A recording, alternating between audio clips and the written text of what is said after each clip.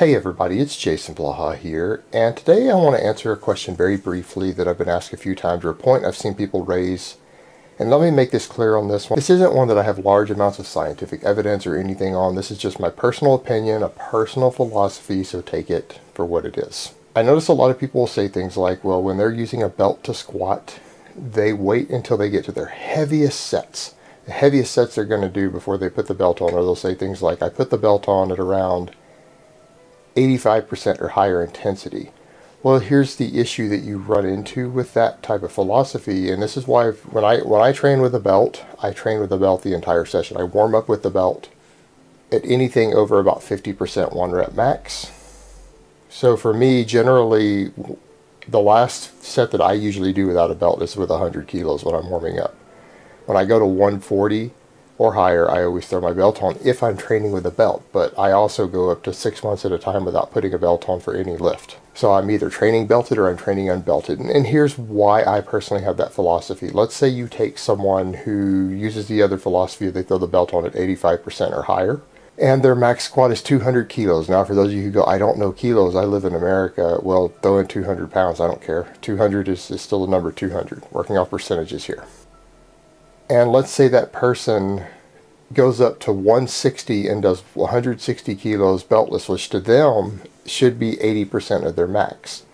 But the reality is the belt is probably giving them a 10% boost in strength due to keeping you more upright, changes in neural efficiency, changes in motor pattern recruitment throughout the body. And so their max without a belt is probably 180. So they think that they're hitting 80% when in reality they're actually hitting at least 90% of their 1 rep max, in which case they're now taxing their body at that level, at least in terms of muscle fiber recruitment and stabilizers. They're now hitting up to 90% of their 1 rep max, trying to do reps with it and still counting it as a lighter work set or a warm-up, and in reality that's nearly maximum effort work. But because they're basing it off their belted max, they don't realize that they're actually hitting 90% already. They're above that threshold of where they thought they should be putting a belt on. And I've seen guys who do this. And the other issue you run into there is that it also fatigues the core more to train without a belt. So what you've done is on your so-called warm-ups or your ramping up sets, you've fatigued your core because you don't have the belt to support it and help take the stress off of it by letting you contract it harder with less stress by forward lead and things being put on your torso. And so you've actually generally fatigued your core, and now you go into the belt, but you fatigued your core that you need to some extent, and you may not be producing the sort of numbers and strength that you really want to produce on the belted sets because you've already fatigued the core a bit. And the other thing to remember there is that warm-ups are not generally done for a very skilled lifter.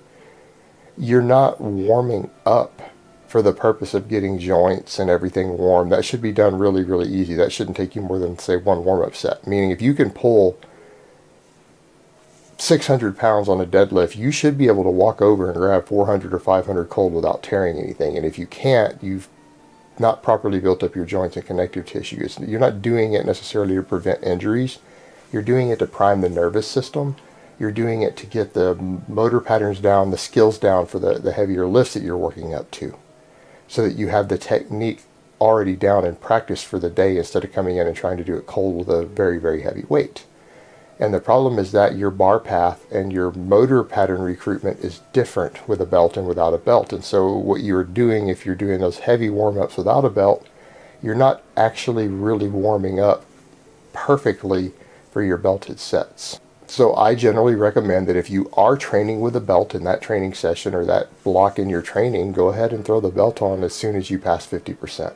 Because the stuff at 50% and down is there to just warm your joints and connective tissue up a little bit. And once you start hitting anything above that, you're really just priming the nervous system and getting the bar path and motor patterns down.